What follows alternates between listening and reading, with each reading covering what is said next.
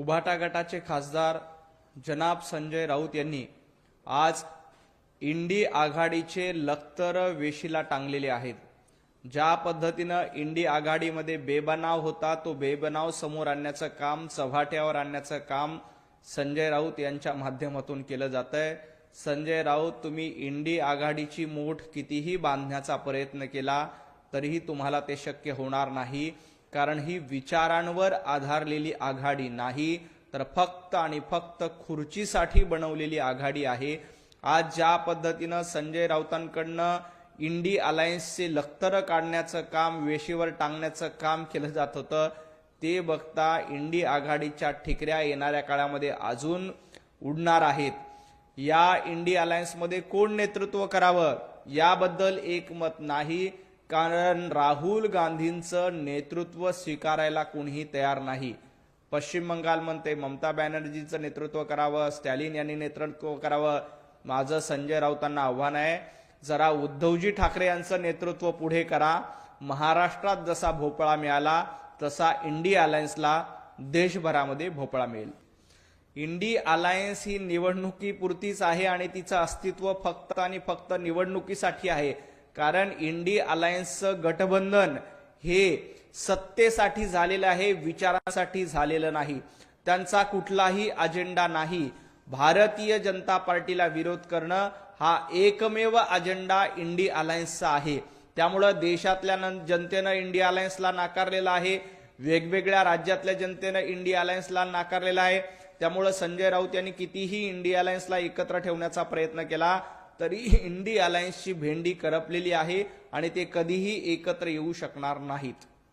संजय राऊत, महाविकास आघाडी विधानसभेला एकत्र होती, महाविकास आघाडीचा धोबीपछाड करून भारतीय जनता पार्टी आणि महायुती विधानसभेला सत्तेत आली।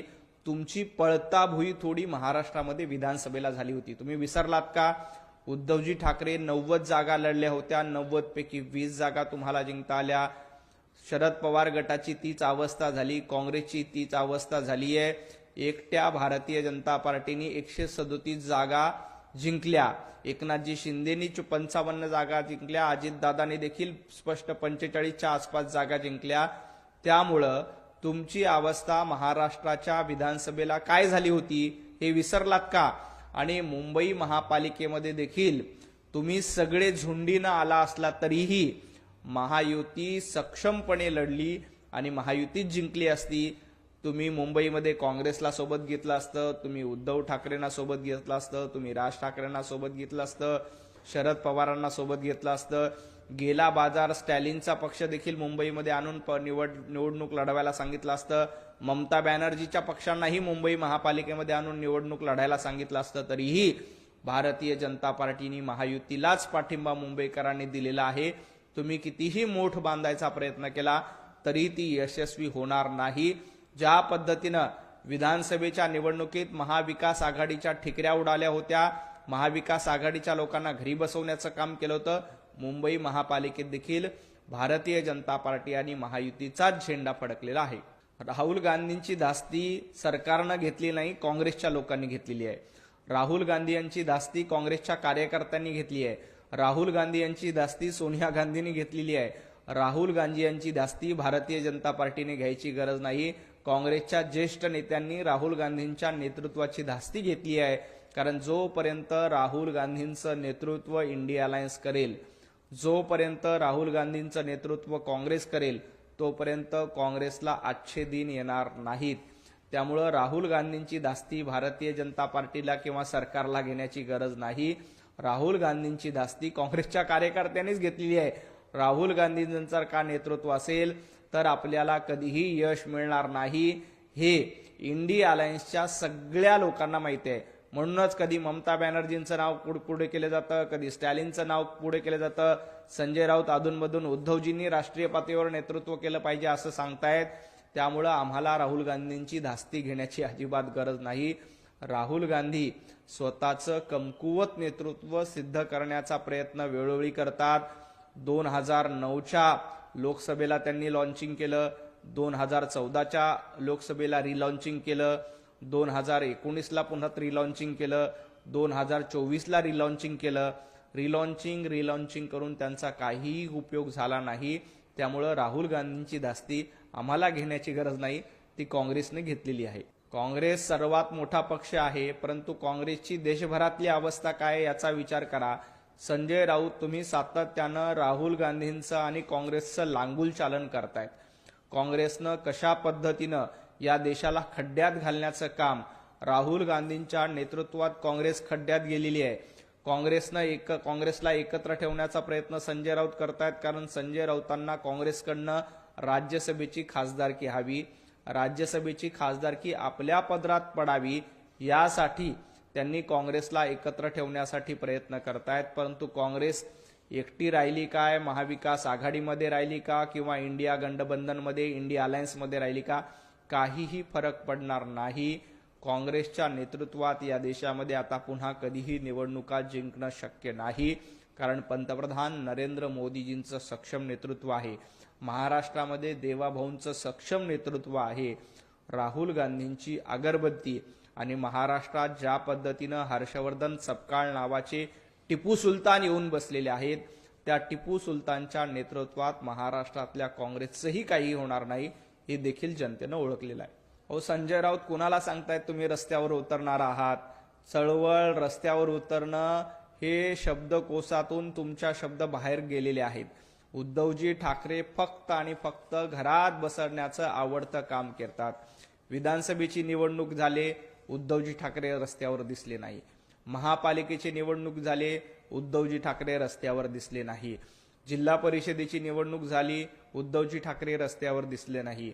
पंचायत समितीची निवडणूक झाली, उद्धवजी ठाकरे रस्त्यावर दिसले नाही. यामुळेच लोकांनी मतरूपी भारतीय जनता पार्टी आणि महायुतीला आशीर्वाद देऊन उद्धवजींना रस्त्यावर काढलेला आहे. उद्धवजींचा फक्त पक्ष आणि संजय राऊतांचा पक्ष रस्त्यावर आणण्याचं काम जनतेने केलंय, कारण तुम्हाला लोकांनी नाकारलंय आणि तुमची अशी अवस्था केली आहे की तुम्ही कुठेही सत्तेमध्ये बसू शकत नाही. रस्त्यावर एका कडेला बसवण्याचं काम जनतेने केलंय. जनता जनार्दन श्रेष्ठ असते. तुम्ही जनतेची सेवा केली तरच जनता तुम्हाला आशीर्वाद देते. रोज उठायचं, घरात बसायचं, जिल्हा परिषदेच्या निवडणुकीत घरात बसायचं, पंचायत समितीच्या निवडणुकीत घरात बसायचं, महापालिकेच्या निवडणुकीत घरात बसायचं. घरात बसून निवडणूक लढता येत नाही. संजय राऊत तुम्ही सांगता रस्त्यावर आम्ही उतरतो, चळवळीतले कार्यकर्ते आहोत. संजय राऊत यांनी गेल्या 10 वर्षात केलेलं एक आंदोलन सांगावं की संजय राऊत रस्त्यावर उतरलेत आणि त्यांनी आंदोलन केलं. उद्धवजी ठाकरे यांनी रस्त्यावर उतरून केलेलं एक आंदोलन सांगा आणि मग चळवळीचं नाव घ्या. नुसती चळवळ, रस्त्यावर उतरणं हे शब्दप्रयोग बंद करा. ते शब्दकोशात तुमच्या नाही आहेत, कारण तुमच्या शब्दकोशामध्ये घर कोंबडा आणि घर बशा हे 2च शब्द आहेत. खरं तर पंतप्रधान नरेंद्र मोदीजींच्या नेतृत्वामध्ये या देशाची मान अभिमानानं उंचावते. जगाच्या सर्व कानाकोपऱ्यात भारताचा डंका वाजतो. हे पंतप्रधान नरेंद्र मोदीजींच्या नेतृत्वामुळे गेल्या 12 वर्षात पंतप्रधान नरेंद्र मोदीजी यांनी भारताचा तिरंगा अभिमानानं फडकवत ठेवला. फक्त भारतातच नाही, जगभरामध्ये भारतीयाची मान अभिमानानं उंचावते. राहिला प्रश्न भारत आणि अमेरिका डीलचा, तर या डीलमध्ये उलट आपलं टेरिफ कमी करण्याचं काम पंतप्रधान नरेंद्र मोदीजींच्या नेतृत्वात झालंय. खरं तर देश गुलाम काँग्रेसच्या काळामध्ये होता. महाराष्ट्र गुलाम महाविकास आघाडीच्या काळामध्ये ठेवण्यात आला होता. आता देश पंतप्रधान नरेंद्र मोदीजींच्या काळामध्ये विकासाच्या दिशेनं मार्गक्रमण करतो. हा देश गुलामीच्या खाईमध्ये लोटण्याचं काम आणि त्या देशाला विकण्याचं काम काँग्रेसच्या नेतृत्वामध्ये झालं. आता देखील राहुल गांधी परदेशामध्ये जाऊन या देशाला बदनाम करण्याचं काम, या देशाला गुलाम करण्याचं काम राहुल गांधींच्या नेतृत्वामध्ये परदेशामध्ये जाऊन केलं जातं.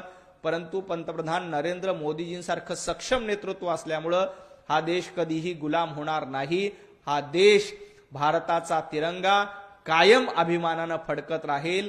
सरेंडर कोण असतील तर सरेंडर राहुल गांधी आहेत आणि या देशातले लीडर कोण असतील तर पंतप्रधान नरेंद्र मोदीजी आहेत. संजय राऊत आणि रोहित पवारांनी रोज भेट घेतली पाहिजे.